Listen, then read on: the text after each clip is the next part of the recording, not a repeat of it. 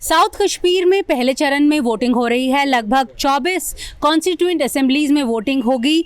मुद्दे जो हैं काफ़ी अहम हैं यहाँ के नौजवानों के लिए। खासकर सरकार जो है वो फोकस कर रही है नौजवानों पर, यंगस्टर्स पर। हम इस वक्त कश्मीर की चुनावी डायरी में हम आपको लेकर आए हैं कुलगाम। पहले तो हम आपको वादियाँ दिखा देते हैं कि वादियाँ यहाँ की कैसी हैं। कुलगाम के बारे में आपने अक्सर सुना होगा कि वो क्यों फेमस है। हमेशा से वो न्यूज़ में रहा है कि वहाँ पे इनकाउंटर चल रहे हैं या अलगाववाद के लिए वो फेमस बताया जाता था। लेकिन अब की तस्वीर कुलगाम की बदल रही है। साउथ कश्मीर की तस्वीर जो है वो बदल रही है। हमारे साथ यहाँ पर बहुत सारे नौजवान हैं। ये सारे आप देख सकते हैं, ये अलग अलग कॉन्स्टिट्यूंसीज़ को रिप्रेजेंट करते हैं।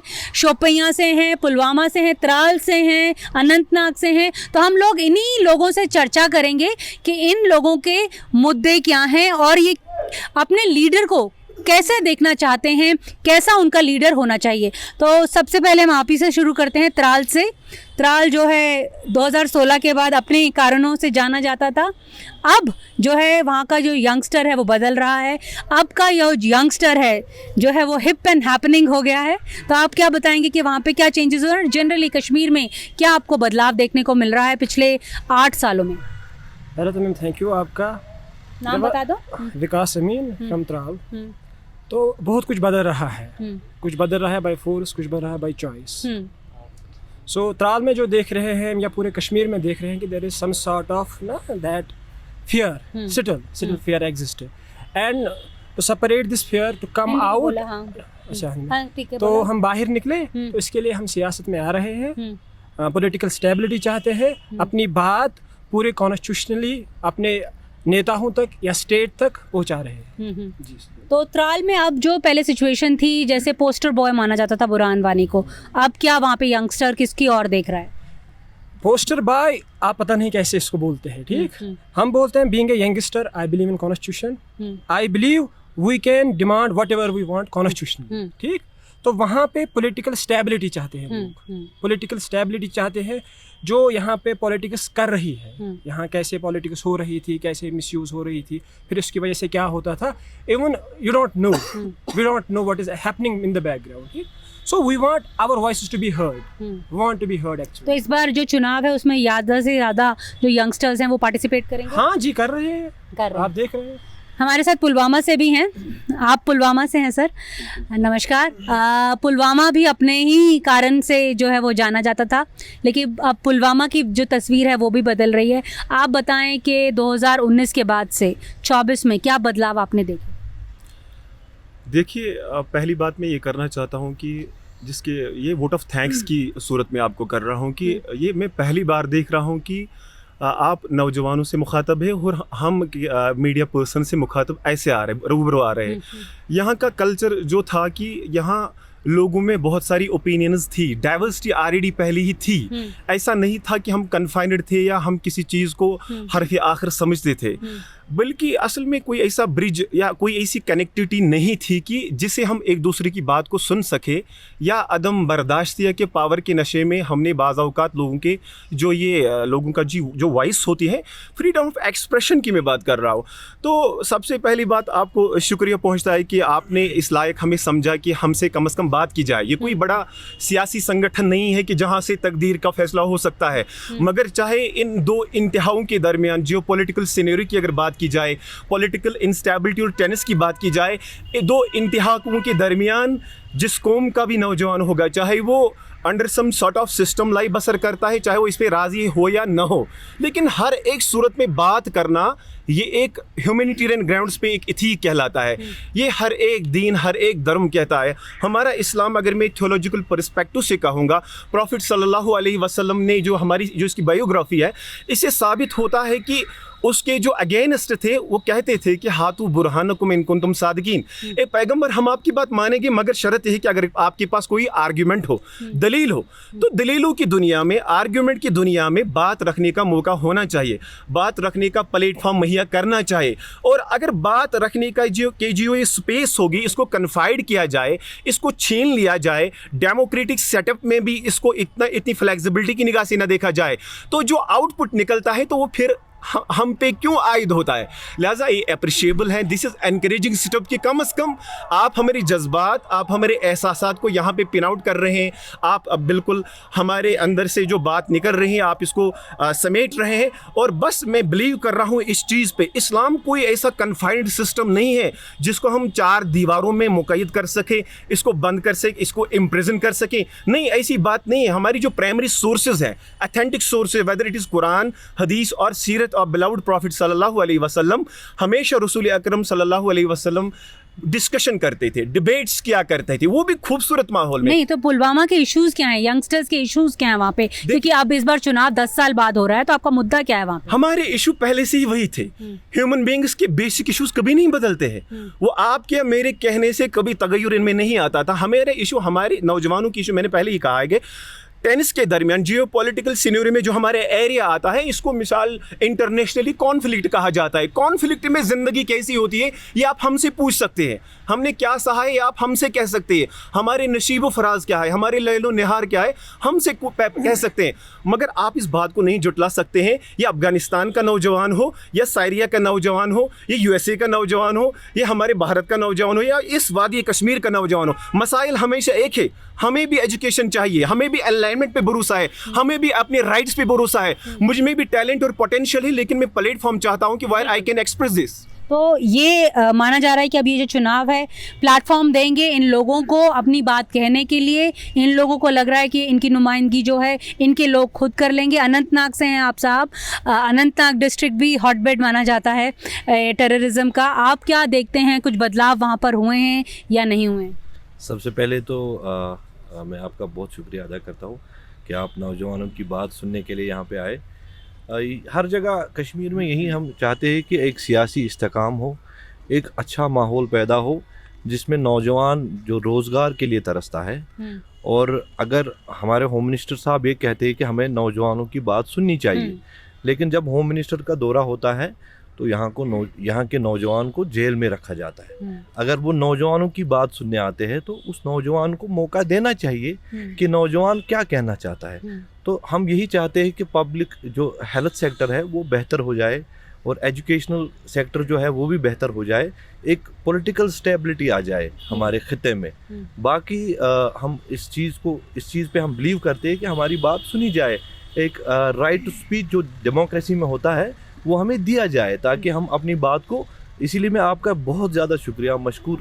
आपको क्या लगता है कि 2019 के बाद से आवाज़ जो है वो दबाई जा रही थी, आवाज़ जो है वो खुल नहीं पा रही थी, आपका क्या ऐसा कहना है?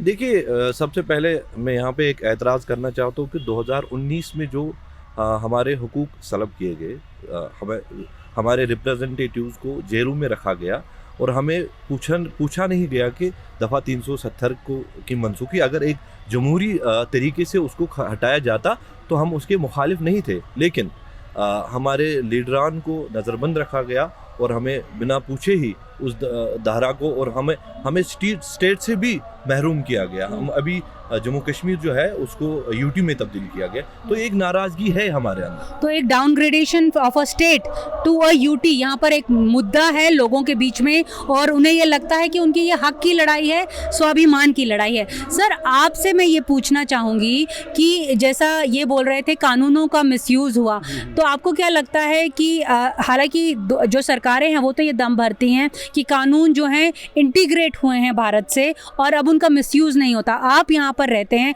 आपका क्या कहना है? मेरा कहना यह है कि जो वादी कश्मीर है पॉलिटिकली अभी तक ये अनस्टेबल था और स्टेबिलिटी नहीं है। हम लोग इसमें स्टेबिलिटी चाहते हैं पहले। तो जैसे ये भाई कह रहे थे अभी कि जो मसाइल होते हैं लोगों के, चाहे वो हमारे इंडिया का जवान हो, USA का जवान हो, कहीं और का किसी और देश का जवान हो, तो उनके जो मसाइल हैं वो कॉमन होते हैं। तो जैसे अगर हम एग्जांपल लेंगे अनएम्प्लॉयमेंट की, अनएम्प्लॉयमेंट अभी वादी कश्मीर में पीक पे है। जो यहाँ पे PhD जवान हैं, नौजवान हैं, यहाँ बाकी प्रोफेशनल कोर्सेज किए हुए हैं, वो घर पे बैठे हैं। और हम देख रहे हैं कि कुछ जो अनपढ़ लोग हैं जिन्होंने या 8th किया है 10th किया है वो भी जॉब कर रहे हैं। यानी वो ये इसका रीज़न क्या है? जो पॉलिटिक्स में अभी पर्सन्स हैं वो इसको मिसयूज़ कर रहे हैं। वो बिल्कुल। जो उनके अपने बंदे हैं उनको लगा रहे हैं, और जो पढ़े लिखे हैं, जिनने PhD किया हुआ है, MPhil किया हुआ है और कोई डिग्री की हुई है, वो घरों में बैठे हैं। सर डायनास्टी की बात करते हैं, क्योंकि आपने एक इशू छेड़ा डायनास्टी का। यहाँ पे कई लोगों का कहना है कि जो यहाँ की सियासी पार्टीज़ हैं, चाहे नेशनल कॉन्फ्रेंस हो या PDP, वो डायनास्टिक पॉलिटिक्स करती हैं। आप कुलगाम के रहने वाले हैं, आपका क्या कहना है? मैम, फर्स्ट ऑफ ऑल मैं Prince Abrar, being as an economic student, I will throw some light upon economic condition of this particular constituency. Hindi में बात करें। हाँ। राइट। यहाँ पर जो हमारी कॉन्स्टिट्यूंसी, इसमें PDP और नेशनल के पिछले 6 टर्म्स में कोई यहाँ पर कैंडिडेट नहीं है, सेम कैंडिडेट CPIM का। तो रही बात आपकी, जो आप ये बोल रहे हो कि जो डायनास्टिक सिस्टम यहाँ पर है, उसके कुछ इफेक्ट्स यहाँ पर भी है। लाइक 2014 में जो इलेक्शन है, उसके बाद यहाँ पर एक बैंकिंग का बहुत बड़ा लाइक स्कैम, उसमें पूरे PDP के अपने रिश्तेदार जो भी उनके थे, आप भी देख सकते हैं ऑन द कार्ड्स है, उसमें चले गए सारे लोग। तो वो भी यही करना चाहते हैं, अपना एक लोगों को एक स्ट्रॉन्ग होल्ड बनाना चाहते हैं। और एक मसला यहाँ पर है मैम कि अभी सपोज करिए it's a town Kulgam district, तो जो भी पॉलिटिकल पार्टी आती है उनका कॉन्फाइन एक डिस्ट्रिक्ट में रहता है, with in vicinity of that town. जो रूरल एरियाज है, उनके जवानों की कोई बात नहीं सुनता है। अगर आप जाओगे प्रेजेंटली जो भी इलेक्शन सिनेरियो है, अब रिमोट कुलगाम के एरियाज में जो आप देखो, वहाँ पर यूथ निकला है, they believe in that thing. इस बार समहाउ उनका जो कॉन्फिडेंस है वो सेंटर ने भी जीता है। नाउ दे बिलीव दैट कि इलेक्शन फेयर होने वाले हैं। एक परसेप्शन है लोगों में, कोई वो नहीं है कि हमारा वोट ज़ाया हो जाएगा, लाइक दैट थिंग। तो इस बार उम्मीद करते हैं कि यहाँ पर वोटिंग जो एग्जैक्टली ज़्यादा होगी, 60-70-80%, may be more than that. तो इस टाइम हम बिलीव कर रहे हैं कि वी विल ब्रिंग चेंज। रही बात हमारी यूथ की बात रही कि आज तक हमारा ये कोई स्टैंड नहीं मिला या प्लेटफॉर्म नहीं मिला, हम अपनी बात रखना चाहते हैं। तो अगर अनएम्प्लॉयमेंट की बात कर रहे हैं हम, तो यहाँ पर जो भी मैक्सिमम पॉपुलेशन वो डिपेंडेबल ऑन एग्रीकल्चर है, स्पेशली हॉर्टिकल्चर है। अब देखो मैम, हर घर की अभी प्रेजेंटली देखो लोन में, डेट में फंसे हुए लोग हैं। हर घर की लगभग इनकम 30 या 40, मोर देन 40% इनकम हमेशा इंटरेस्ट में चली जाती है। दैट इज सिस्टम जो मिसयूज यहाँ पर हो रहा है। तो उस चीज़ में हम बात होना चाहते हैं, लाइक एग्रीकल्चर, हॉर्टिकल्चर, कोई काम करना चाहिए। बेसिक यहाँ पर जो सर्वाइवल का काज है हमारा, उस पर हम कुछ करना चाहते हैं। दैट इज वाई यूथ हमारा फ्रंट आया हुआ, इसीलिए। साउथ कश्मीर में हमेशा हमने देखा है कि जो वोटिंग परसेंटेज है वो बहुत कम होती है। यहाँ पे भी कुलगाम में भी बहुत कम हुई थी, लेकिन इस बार लोकसभा इलेक्शंस में लोग काफ़ी भारी मात्रा में निकल कर बाहर आए थे, वोट करने आए थे। इस बार सर आपको क्या लगता है कि इस बार क्या ज़्यादा पिछली बार के मुकाबले और ज़्यादा लोग आएंगे? Thank you so much. तो सबसे पहले यही कहना चाहूँगा कि इट्स फर्स्ट टाइम कि यूथ आ रहा है, तो दैट्स वाई, बिकॉज ऑफ अगर आपने कुछ इनिशिएटिव लिया है तो दैट्स गुड, यही होना चाहिए। और सबसे पहले आपका जवाब दूंगा तो एक चीज़ कहना चाहूँगा कि जैसे ये प्रोग्राम अभी स्टार्ट हुआ, सबसे पहले आपका क्वेश्चन क्या था? पहला क्वेश्चन जो आपने पूछा, that was about Tral and terrorism. तो ये एक जो हम बोलते हैं ना कि वो ब्लैक फेस है जो हम हटाना चाहते हैं। इससे और भी दुनिया है कश्मीर में। आप अपने अभी कैमरामैन को बार बार बोल रहे हैं कि ये वादियाँ, ठीक है, और एक बार दिखाइए, ये है हमारा कश्मीर, ये है हमारा एसेट है, ठीक है, ये एसेट है हमारा। वो अभी बात कर रहे थे आप, हमारा यहाँ पे इस्लाम, हिंदुइज्म जो भी है, स्पिरिचुअलिटी है यहाँ पे, ठीक है। लेकिन आपने स्टार्ट किया, मैं बहुत खुश हुआ था पहले क्या यूथ को बुलाया, लेकिन स्टार्ट आपने किया एक चीज़ से, तो दैट वाज नॉट गुड। सो ये चीज़ें हैं। ओबियसली आपको ये क्वेश्चन था, अब मैं सिंपली आपके इस पे आता हूँ, तो आपको भी इसमें हेल्प करनी चाहिए हमारे, because we represent the Kashmir and ऐसे बहुत से दिमाग हैं। ऐसे आप अपने लीडर में क्या चाहते हो? हम अपने लीडर में सबसे पहले चाहते हैं एक जो इसको बोलते हैं ना कि बिल्कुल एक खुदगर्ज नहीं होना चाहिए, क्योंकि बहुत सारी खुदगर्जियाँ हुई ये डायनेस्टी के नाम पे, अपने एसेट्स के नाम पे, अपनी ज़ाती मफादात के नाम पे। तो हम ये इसी टेररिज्म के नाम पे, ठीक है, तो हम ये सब नहीं चाहते। तो यहाँ अच्छा ठीक है, जो यहाँ की जो पॉलिटिकल पार्टीज़ हैं, बेसिकली यहाँ पे NC और PDP जो है वो पार्टी जो है हमेशा से अपने यहाँ पे सत्ता में काबिज रही है। लेकिन अगर हम कुलगाम की बात करें, कुलगाम में जो है वो CPIM पिछले 5 बार जो है चुनाव जीते हैं। तो आपको क्या लगता है यहाँ पे बदलाव, मतलब पार्टीज़ जो हैं वो ही रहनी चाहिए थी या और पार्टी, जैसे इस बार इंडिपेंडेंट्स बहुत पार्टिसिपेट कर रहे हैं, तो ये is it a good thing? जी देखिए, मुझे जहाँ तक मुझे समझ आ रहा है कि पहले जो यहाँ का पॉलिटिकल सिनेरियो था वो हमें समझ नहीं आ रहा था। 2020 में जो है इन्होंने एक अलायंस के तहत बताया कि हम इलेक्शंस नहीं लड़ेंगे जब तक कि स्टेटहुड रेस्टोर नहीं होता है। हमने कहा ठीक है, अप्रिशिएट करते हैं हम इस चीज़ को।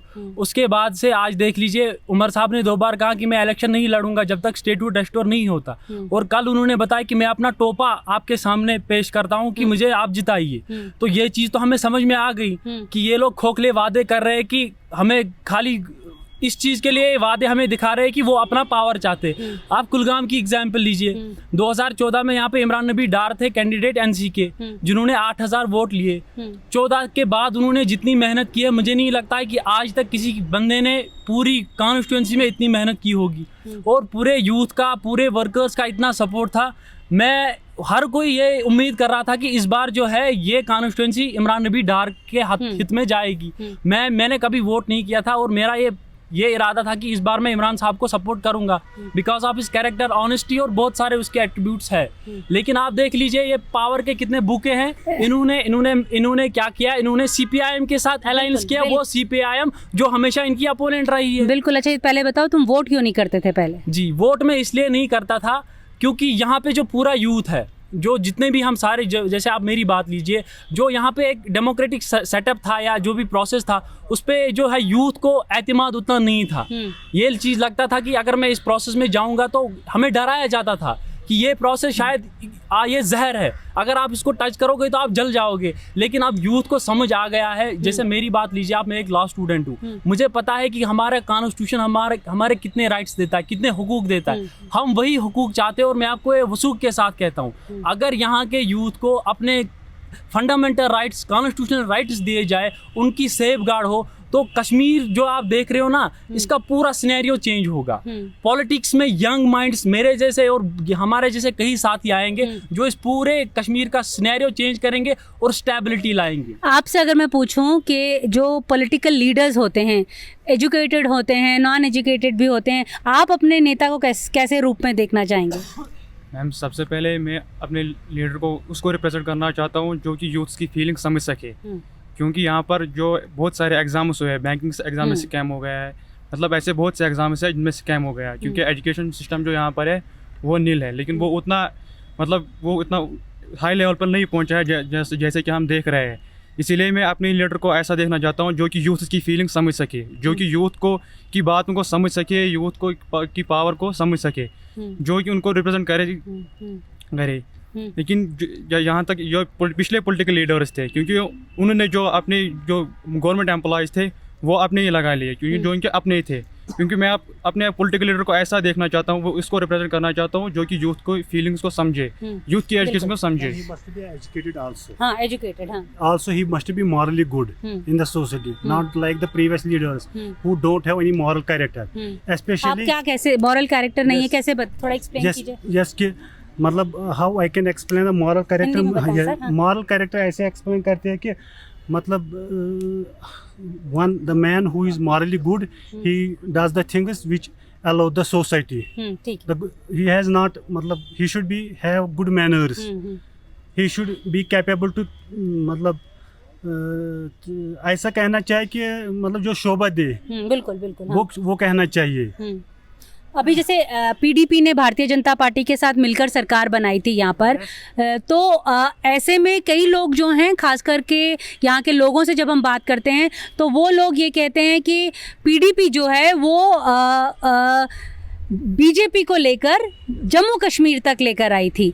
तो इसके बारे में अगर हम आपसे पूछ पाएँ कि क्या, हाँ तो आप बताएं। हाँ जी मैम, जो 2014 की वेव थी इसमें कोई डाउट नहीं, आप देखो कि पूरे इंडिया में प्रो बीजेपी, प्रो हिंदू जो था ना, एक सेंटिमेंट रन कर रहा था। इट इज क्वाइट मैनिफेस्टेड कि ये चीज़ थी। तो कश्मीर ने उस लिहाज से एक पीडीपी को चुना कि काउंटर करने के लिए उस चीज़ को, ताकि बीजेपी यहाँ ना आए। ये फियर है, ऐसा ही था, क्योंकि मैं खुद पीडीपी के साथ था तब। तो लास्ट में जब उन्होंने अलायंस किया, स्पेशली महबूब मुफ्ती जहाँ पर क्राइसिस 2016 का, उसकी जो बयान आए, क्योंकि उन्होंने कोई सच्चाई नहीं बताई, वो तब के होम मिनिस्टर राजनाथ सिंह के साइड में बैठ के उनने मजाक उड़ा दिया था तब कश्मीर के जो नौजवान थे। रादर कि अगर आप मजाक उड़ाओगे ऑब्वियसली रिटेलिएशन तो आ जाएगा। इस बार आप देखो कि पीडीपी जो एक ज़माने में 26-27 सीटें यहाँ लेके गई थी, इस बार आप देखो पीडीपी आई थिंक कहीं है ही नहीं अभी पावर में। तो वो चीज़ उनने खुद ही गलती ब्लंडर किया, तो उनको कश्मीरी उन पर बिलीव कर रहे थे, उन्होंने वादे तोड़े जो उन्होंने किए उन्होंने किया नहीं, उनने वोट लिया एंटी बीजेपी का, लेकिन लास्ट में अलायंस उन्होंने भारतीय जनता पार्टी के बारे में अगर हम बात करें कि बीजेपी भी बहुत बड़े बड़े वादे जो है वो करती रही है, तो जो भारतीय जनता पार्टी जो है, जो लेफ्टिनेंट गवर्नर की जो सरकार है, वो यहाँ पर उनका ये कहना है कि उन्होंने यूथ के लिए बहुत सारे प्रोग्राम्स जो हैं वो चलाए थे। तुम्हें लगता है कि कुछ ना कहीं कुछ बेनिफिट हुआ है? तुम दोनों छोटे हो। जी मैम, पहले तो थैंक्स टू यू कि आप हमारे पास आए हमारी राय जानने के लिए। मैम ऐसा है कि जो गवर्नर राज क्या बताए आपको, भारतीय जनता पार्टी ने बहुत सारे ऐसे काम किए हैं कि जो यहाँ पे सही तरीके से मतलब यूटिलाइज हुए, बहुत सारे प्रोग्राम्स उन्होंने किए जो यहाँ पे यूटिलाइज हुए, जिनसे मतलब कुछ फ़ायदा पहुँचा भी, हाँ बेनिफिट हुआ भी, कुछ से नहीं हुआ। लेकिन रादर दैन उसके बावजूद हम जो मैम चाहते हैं कि हमारा अपना जो रिप्रेजेंटेटिव हो, बिकॉज़ पिछली जो मतलब पार्टीज़ थी यहाँ पे जो हुकूमत कर चुकी हैं मैम, तो उनका क्या है सीन कि उनका देख लीजिए आप सेंसस कर लीजिए मैम कि वो लोग क्या करते थे, जो उनके अपने थे या कोई और था, तो सारा जो रहता था उन्हीं के पास था, और जो पावर्स थे गांव में चंद लोगों के पास रहते थे। हाँ, या गांव का बजट रहता था तो कुछ लोगों के पास रहता था, जो कि मतलब एज मान लीजिए कुछ गुंडों के पास रहता था।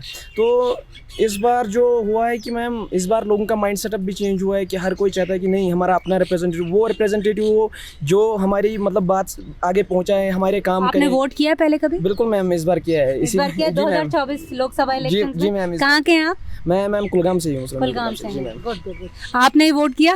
No ma'am. आप पहली बार करेंगे? Yes ma'am. तो क्या इश्यूज को लेकर इस बार वोट कर रहे हैं? मैम इश्यूज तो बहुत सारे हैं, मतलब यूथ के। एक तो हम अगर यहाँ पे देखेंगे तो सबसे बड़ा इशू जो कश्मीर के यूथ का है वो है अनएम्प्लॉयमेंट। आप देख सकते हैं कि यहाँ पे ज़्यादातर जो पढ़े लिखे तबके हैं, इवन कि PhD करके भी बच्चे हैं, वो तो घर में बैठे हुए हैं क्योंकि उनके लिए रोज़गार नहीं है। वो तो तरस रहे हैं अपनी रोटी के लिए। उन्होंने PhD किया हुआ है, वो तो घर में बैठे हुए हैं। इसी तरह हम देखते हैं कि जो हमारे मुख्तलिफ सन्नत के साथ वाबस्ते हैं, यहाँ पे कारीबारी लोग हैं या सन्नत के साथ जो भी लोग हैं, उनको मुख्तलिफ जो स्कीम्स फराहम वो ऐसे नहीं दी जाती हैं। इसी तरह हम देखेंगे कि माशरे में जो भी रोड की सहूलियात या स्कूलों के ऐसे स्कूल्स नहीं फराहम किए जाते हैं हमारे यहाँ पे। अगर देखेंगे ग्रास रूट लेवल पे देखेंगे, मतलब जैसे बाकी स्टेटों की आप हमसे उनको कंपेयर करेंगे, वहाँ पे ऐसे स्कूल्स होते हैं जो हिंदुस्तान के अदर स्टेट्स हैं, मतलब वहाँ पे केंद्र विद्यालय, नवोदय विद्यालय ऐसे फंक्शन करते हैं कि जैसे NEP यहाँ पे वो ऐसा सेटअप नहीं करते हैं। वो भी एक समस्या है कि यहाँ पे यूथ में टैलेंट है, बच्चों में टैलेंट है, लेकिन वो आगे नहीं निकल पाता है। इसी तरह जो हमारे मतलब हायर एजुकेशन जो है, वहाँ पर भी वो रिसर्च की फैसिलिटीज़ नहीं दस्तयाब होती है। ठीक है सर, आपसे मैं ये पूछना चाहूँगी, जैसे कई लोग जो हैं वो यहाँ पर आकर, क्योंकि यहाँ की एजुकेशन बहुत अच्छी है, तो कई लोग यहाँ पर भी आके पढ़ते हैं, कई कश्मीरी बच्चे जो हैं बाहर जाकर भी पढ़ते हैं। तो ऐसे में आपको क्या लगता है एज अ पेरेंट या एज अ फैमिली मेम्बर, आप जब अपने किसी को बाहर भेजते हैं तो आपको ठीक लगता है, मतलब यहाँ कोई डर लगता है? क्योंकि हमेशा देखा गया है, कई बार ऐसा देखा गया है कि टारगेट भी हो जाते हैं। First of all I am very thankful to you कि आपने पूछा कि बच्चे जो हैं जब हम वो बाहर जाते हैं पढ़ने के लिए, स्टडी करने के लिए, तो वो वहाँ पे कहीं वो अनसिक्योर फील तो नहीं कर रहे हैं। तो असल में वजह यह है, जब यहाँ कश्मीर में पॉलिटिकल अनस्टेबिलिटी हो गई है, तो उस वजह से जो है यहाँ न कि वो बच्चे जो बाहर पढ़ रहे हैं, बल्कि जो यहाँ के रहने वाले लोग भी हैं, वो भी थोड़ा बहुत हेजिटेशन या फियर महसूस कर रहे हैं। तो इस वजह से वो चीज़ आ जाती है, वो डर रहता है इंसान के अंदर कि कहीं अगर वो उसका बच्चा बाहर जाए तो क्या पता उसके साथ क्या हो सकता है। तो ये चीज़ें होती हैं। और जो गवर्नर साहब ने जैसे आज जो है भारतीय जनता पार्टी अपना मैनिफेस्टो भी निकाल रही है, आपने देखा कि PDP भी अपना मैनिफेस्टो निकाल चुकी है, नेशनल कॉन्फ्रेंस भी निकाल चुकी है। तो आपको क्या लगता है ये जो मैनिफेस्टोज निकाल रहे हैं, ये लोग अपनी बात पे कायम रहते हैं? बहुत बड़ा इशू तो यही है ना, जो ये बात बड़े बड़े दावे करते हैं, जो इनके जो जल से जुलूस होते हैं उनमें तो ये बहुत बड़ी बातें करते हैं, बहुत बढ़िया, मतलब जो इनके स्पीचेस है बहुत ही खूबसूरत होते हैं, लेकिन जब इनका जो काम होता है ग्राउंड पे वो बिल्कुल ज़ीरो होता है, वो एंटी पीपल होता है, वो सोसाइटी के खिलाफ होता है। तो इसलिए हम इस बार हमने चाहा है और हम चाहते हैं कि वो लोग आगे आ जाएं जो सबसे पहले ऑनेस्ट हों, जो जिनमें टैलेंट हो, ताकि वो जो लोग हैं वो उनके बेहतर से बेहतर काम कर सके। तो बेसिकली कश्मीरी यूथ जो है वो चेंज चाह रहा है। बिल्कुल बिल्कुल। बताएं। एक्चुअली यूथ जो है वो चेंज चाह ही रहा है, क्योंकि यहाँ पर जो अनएम्प्लॉयमेंट है बहुत ज़्यादा है, इकोनॉमिक डेवलपमेंट ज़्यादा नहीं होती है। हम भी चाहते हैं कि यहाँ पे चेंज आए, हम भी चाहते हैं कि हम अच्छे से सुकून से रहे, हम भी चाहते हैं कि अनएम्प्लॉयमेंट यूथ जो है उन्हें रोज़गार मिले, हम भी चाहते हैं कि यहाँ पर ये फैक्ट्रियाँ हो, कंपनीज हो वगैरह बाकी चीज़ों, कोई बेरोज़गार न रहे, अपने टांगों पे खड़े हो जाए। बिल्कुल। और स्टेटहुड का मुद्दा जैसे because this is a big issue इस बार चुनावों में आइडेंटिटी को लेकर लोग लड़ाई कर रहे हैं, पॉलिटिकल पार्टीज बयानबाजी कर रही हैं। एज अ कॉमन मैन आपको लगता है कि स्टेटहुड इम्पोर्टेंट है? स्टेटहुड भी इम्पोर्टेंट है, स्टेटहुड का भी कोई ना कोई रोल इसमें है, क्योंकि जो आर्टिकल 370 था या 35 ये था, उसमें हमारा ही फ़ायदा था। हमारा जब से आर्टिकल 370 या इंस्टेबिलिटी हुई है पिछले 7 साल से, हम इस पॉलिटिकल सिनेरियो से भी अलग है, यानी पॉलिटिकल इंस्टेबिलिटी जो हुई है उससे भी हम बहुत ज़्यादा दूर है। इसलिए आज जो यूथ सोच रहा है कि हमें क्या करना है, हमें किस पार्टी को वोट देना है, कौन पार्टी हमारी हमदर्द है, इसीलिए हम चाहते हैं कि यंग यूथ जो है वो आगे आए, जो जिनमें टैलेंट हो। एक जो मैं कहना चाह रहा हूँ कि हम चाहते हैं कि वो यूथ सामने आए जो अपने लिए नहीं, अपने लोगों के लिए जिए, अपने लोगों के लिए जिए, उनके लिए जिए, उन स्टूडेंट्स के लिए जिए जो अभी यानी ओवरेज होने जा रहे हैं या ओवरेज जो हुए हैं अभी। सर स्टेटहुड का जो मुद्दा है, क्योंकि ये वाला जो इशू है बहुत ही सेंटिमेंटल इशू है, लैंड को लेके, जॉब्स को लेकर, रीऑर्गेनाइजेशन एक्ट को लेकर, तो आप लोग इसको कैसे देखते हैं एज अ कश्मीरी? देखिए मैम, जैसे कि आप हमारे पास आए, मैंने आपको पहले भी बोला कि हम आपके बहुत ज़्यादा मशहूर हैं, आप हमारी आवाज़ है, तो आपके इस चैनल की वसादत से मैं गवर्नमेंट ऑफ इंडिया और ख़ास बिलखुसूस हमारे जो होम मिनिस्टर साहब हैं उन तक ये पैगाम पहुंचा देना चाहता हूँ कि पॉलिटिकल प्रिजनर्स जो भी अभी जेलों में है उनको आप इनको रिलीज़ बहुत ज़्यादा ज़रूरी है, ताकि वो अपने घरों तक पहुंच जाए। और दूसरी बात यह है कि स्टेटहुड हमारी शिनाख्त है, जब तक स्टेटहुड इसलिए हम चुनाव में आ रहे हैं, सारे जो हमारे कश्मीर के यूथ है इसलिए चुनाव में आ रहे हैं, ताकि यहाँ पे एक पॉलिटिकल स्टेबिलिटी हो और उसके साथ साथ सियासी इस्तेहकाम हो, एजुकेशन सिस्टम जो वो मजबूत हो जाए। और एक बात मैं आपकी वसादत से गवर्नमेंट ऑफ इंडिया तक ये पहुंचाना चाहता हूँ कि कुछ लोग अभी, जैसे कि आपने मैनिफेस्टो की बात की कि बहुत सी पार्टियां मैनिफेस्टो निकाल रही है, हमें उसके साथ कुछ नहीं, जो कुछ पार्टियां कुछ करना चाहती है, या आपने माजी की बात की, माजी में क्या हुआ हमारे साथ, लेकिन अगर हमारे लिए कुछ होम मिनिस्टर साहब करना चाहते हैं तो हमें हमारे स्टेटहुड रेस्टोर कीजिए और पॉलिटिकल प्रिजनर्स को बिल्कुल। आप शोपियां से हैं ना सर? आप शोपियां से हैं, तो आप ये बताइए वहाँ के जो लोग हैं, कल मैं गई थी वहाँ पे, फार्मिंग को लेकर जो है वो बहुत बड़ा एक इशू था वहाँ पर, तो वहाँ पर एजुकेशन रेट, जो एक लिटरेसी रेट है वो बहुत हाई है, तो लगता है कि जितनी लिटरेसी रेट हाई है उसके बिना पर उतनी पॉसिबिलिटीज़ मिलती हैं आगे काम करने के लिए। मेरा नाम गाजी मुजम्मिल है, मैं एक स्टूडेंट एक्टिविस्ट हूँ। तो जिस डिस्ट्रिक्ट से मैं बिलोंग करता हूँ वहाँ पे जो है आपने एक मुद्दा बताया कि लिटरेसी रेट तो बड़ी ऊंची है हमारी, बड़ी हाई है, लेकिन अनफॉर्चुनेटली हमें वो एवेन्यूज़ और वो पॉसिबिलिटीज़ हमें जो है नहीं मिल पाती है। और फार्मिंग को लेके हमारे डिस्ट्रिक्ट की जो है मेजर पॉपुलेशन जो है वो डिपेंडेंट है एप्पल के रिलेटेड, जो है वहाँ पे मेजर जो है सोर्स ऑफ इनकम और सोर्स ऑफ लिवलीहुड जो है वो हमारा एप्पल ही है।